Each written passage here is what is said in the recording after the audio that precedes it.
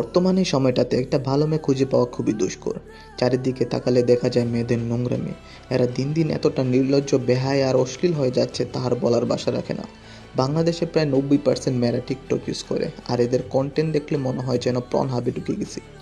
আর এরা একটা কন্টেন্ট বানানোর জন্য নিজেকে যেভাবে উপস্থাপন করে, আমার মনে হয় না যে একটা পতিতাও এরকমভাবে উপস্থাপন করে নিজেকে। একটা সময় ছিল যে মেয়েরা বোরখা পরতো নিজেকে সেফ রাখার জন্য, যেন কোনো বেগানা পুরুষ এদেরকে দেখতে না পারে। কিন্তু আজকালকের বোরকাটারে এমনভাবে ফ্যাশন বানাই দিছে যে এটারও বাসা রাখে না বলার। বর্তমানে কোনো একটা ছেলে যদি একটা সভ্য মেয়েকে বিয়ে করতে চায়, আপনার কি মনে হয় একটা সভ্য মেয়েকে খুঁজে পাওয়া সম্ভব?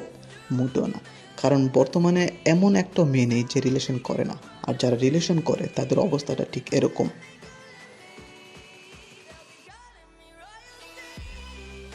আমার তো মনে হয় না যে বিয়ে করার জন্য আদৌ একটা সভ্য মেয়ে পাওয়া সম্ভব।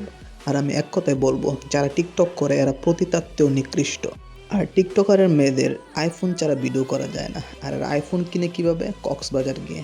এরা এতটাই নির্লজ্জ, জাস্ট একটা আইফোনের জন্য নিজের ইজ্জত বিক্রি করে দেয়। কীরকম বেহায়া হইতে পারে একটা মেয়ে, আমি আজও চিন্তা করে পাই না।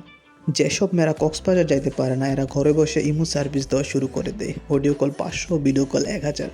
আর এরা কীরকম নির্লজ্জ, নিজের ফেসবুকে পোস্ট করে, টিকটকে পোস্ট করে, আর ইনস্টাগ্রামে গিয়ে পোস্ট করে যে আমার সাথে যদি কেউ কন্ট্যাক্ট করতে চাও তাহলে আমার এই নাম্বারে কল করো।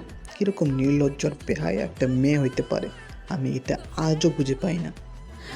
যদি কেউ টাকার বিনিময়ে ভিডিও কলের সার্ভিস নিতে চান ইনবক্স করেন। যদি কেউ টাকার বিনিময়ে ভিডিও কলের সার্ভিস নিতে চান ইনবক্স করেন। ফিঙ্গারিং করা, গাজর ঢুকানো সব কিছু হবে। এই ভিডিওটা দেখার পর আর এই ভয়েসটা শোনার পর আশা করি আপনি বিয়ের আগে 100 বার চিন্তা করবেন যে আপনি বিয়ে করবেন কাকে।